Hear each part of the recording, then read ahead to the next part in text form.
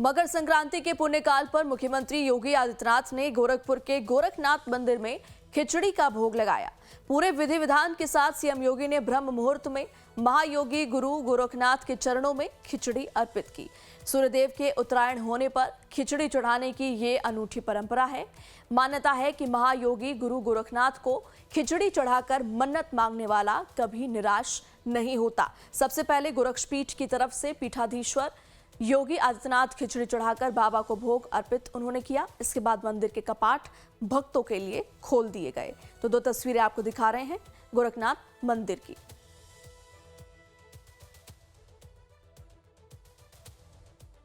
और अब सीधा रुक करते हैं, हमारे स्पेशल मेहमान जुड़े हुए हैं आचार्य डीपी शास्त्री जी। पहले मैं आपके पास आना चाहूंगी। देखिए, आज बेहद खास दिन है मकर संक्रांति का, क्या इसका महत्व है और आज किस तरीके से पूजन करना चाहिए, स्नान दान का क्या महत्व है? डीपी शास्त्री जी। देखिए, तो बहुत सारी शुभकामनाएं और बधाई भी ये महापर्व के लिए। और आज गंगे च जमुने चैव गोदावरी सरस्वती नर्मदे सिंधु कावेरी जलेस्मिन् सन्निधिं कुरु। ये नदियां जो हैं सब स्नान के योग्य और सब जगह स्नान किया जाता है। बल्कि प्रयाग का महिमा सर्वोपरि इसलिए है कि तीर्थों के राजा प्रयाग है और प्रयाग में इतना स्नान ध्यान जो लोग करने जाते हैं या दान पुण्य का है। एक बार मदन मदन शर्मा जी जो है ना, अपने जो आपका माइक है उसे म्यूट कर लीजिए, क्योंकि सुनाई उधर से ज्यादा आवाज आएगा आपका। और एक चीज यहाँ बता दें कि दान इसलिए संक्रांति पे की जाती है कि दान करने, अन्न दान सबसे बड़ा दान है। हर व्यक्ति करने में अन्न दान सक्षम है। अन्न के दान कर देने से दरिद्र की भी सेवा है, दरिद्र नारायण की सेवा है कहा जाए तो अपने सामर्थ्य के अनुसार व्यक्ति दान करता है। बल्कि तिल दान, चावल का दान, गुड़ दान और साथ में फ्रूट्स इत्यादि भी, स्वीट्स भी, मिठाई इत्यादि भी दान करते हैं। पूर्वोत्तर क्षेत्र में दही चूड़ा इत्यादि का बड़ा विधान है खाने खिलाने का, क्योंकि भगवान सूर्य भुवन भास्कर ज्योति के कारक हैं, ब्रह्मांड के रक्षक हैं। प्रकृति का पूजन किया जाता है और प्रकृति जब प्रसन्न होती है तो अन्न इत्यादि भी प्रदान करती है। और हमारे वायुमंडल से लेकर के हमारे प्राण के रक्षक है, सबके रक्षक है। तो सप्त ऋषि भी, सप्त सागर भी, सप्त द्वीप भी आज के दिवस से, मकर संक्रांति के दिन भगवान नारायण के जो भगवती पराम्बा है, माँ गंगा है, जो चरणों से निकली है, एक ज्ञान है, एक भक्ति है, एक वैराग्य है, ये तीनों नदियों का संगम है। तो ज्ञान की प्राप्ति, भक्ति की प्राप्ति और वैराग्य की प्राप्ति अगर व्यक्ति को करना है तो प्रयाग क्षेत्र में स्नान करना ही पड़ता है या प्रयाग में जाना ही पड़ता है। कि पूरे विश्व पटल पे प्रयाग ऐसा क्षेत्र है, प्रयाग ऐसी नदी है जहाँ व्यक्ति अपने जीवन की सब मनोकामना सिद्ध कर सकता है, आशीर्वाद प्राप्त कर सकता है। जो ज्ञान गंगा है, जो भक्ति गंगा है, जो वैराग गंगा है, माँ सरस्वती वहां पे जो माघ में मकर संक्रांति के उपलक्ष्य में 1 महीना का जो स्नान चलता है, कल्पवास चलता है, साधु संत आते हैं, ऋषि मुनि आते हैं, तपस्वी आते हैं, साधना करते हैं।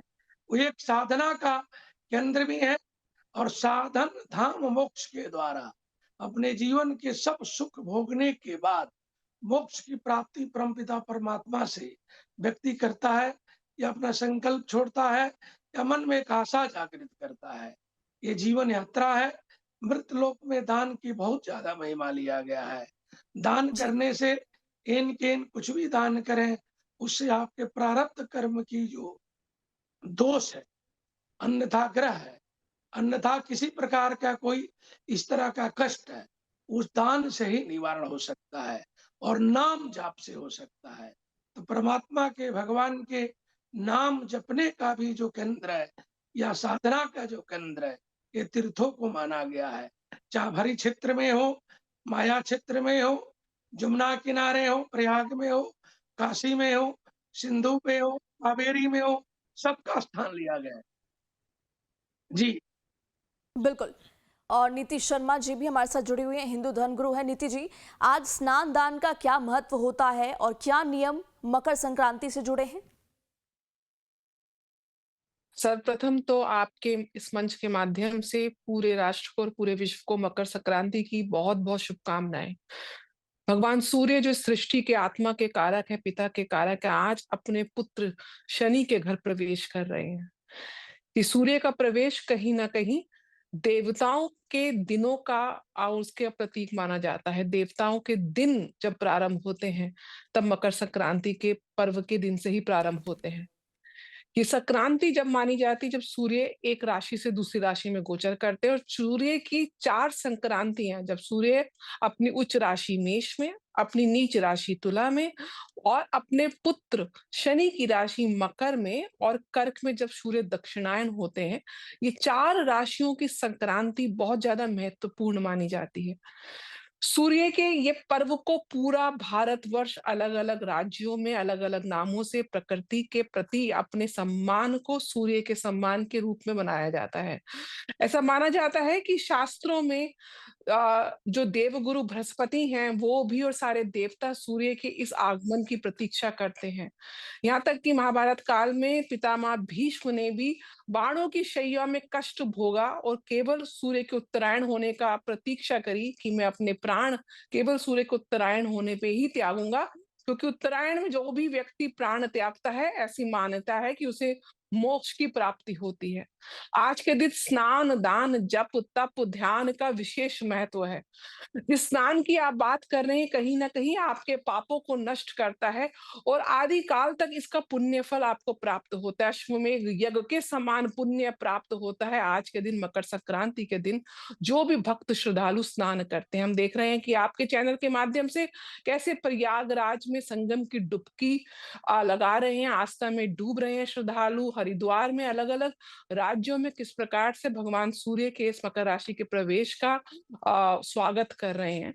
स्नान करते हुए जो विशेष रूप से ध्यान रखना है कि जब आप स्नान करें तो आज के दिन आप भगवान सूर्य को आत्मीय रूप से उनके मंत्रों का जाप अवश्य करें। आप बेशक कुछ मंत्र नहीं जानते, लेकिन मैं समझती हूँ गायत्री मंत्र हर व्यक्ति हमारी सनातन संस्कृति में जानता है। गायत्री मंत्र ओम सूर्याय नमः, ओम ह्रीं गृहिणी सूर्यादित्याय नमः, इस मंत्र का जाप करते हुए आप स्नान करें और जो सबसे प्रथम सूर्य के बाद आपको किसी को ध्यान और आचमन करना है, किसी के लिए अर्घ देना है, सूर्य को तो सबसे पहले अर्घ देना ही देना है, उसके बाद अपने पितरों के निमित्त आपको भी जल जो है वो उनको अर्पण करना चाहिए। आज के दिन दान का विशेष महत्व माना जाता है। गुड़, जी। चिवड़ा आप मानते हैं यूपी में खिचड़ी का दान होता है, केरला में पोंगल के रूप में बनाया जाता है, गुजरात में भी आज के दिन पतंगबाजी होती है, पंजाब में जैसे कि कल उससे पहले लोहड़ी और लोहड़ी के बाद आज मकर संक्रांति नई फसल काटी जाती है और नई फसल के रूप में नया चावल, नई दाल, नए तिल का भोग लगा के भगवान को और उसके बाद उसका दान किया जाता है और खुद भी प्रसाद के रूप में उसको जी। खाया जाता है। तो कहीं न जी। कहीं सूर्य के इस गोचर के साथ एक सूर्य के उत्तरायण होने के बाद एक शुभ काल का आगमन होता है। वर्ष का पहला त्योहार है। भक्तजन आज के दिन स्नान करें। आज के दिन जितना हो सके उतना स्वच्छता का आप ध्यान रखें। जितना हो सके आप सात्विक आचरण करें। आज के दिन मांस मदिरा का सेवा बिल्कुल ना करें।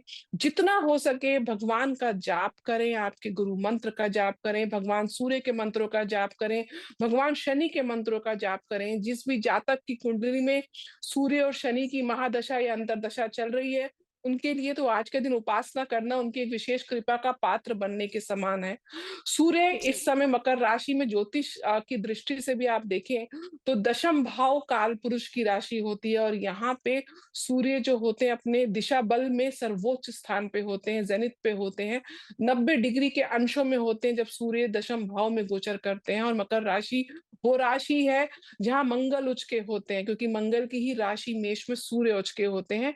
तो कहीं न कहीं आपके अंदर एक नई ऊर्जा का संचालन, नए साहस और नए पराक्रम की कहीं न कहीं आपको प्रेरणा देते हुए मकर जी। संक्रांति में आप स्नान दान करके इस पुण्य को अपने आदि जीवन तक, आदि काल तक इस पुण्य को आप अपने को प्राप्त कर सकते हैं और कहीं न कहीं अपने पितरों को भी आज के दिन आप प्रसन्न कर सकते हैं।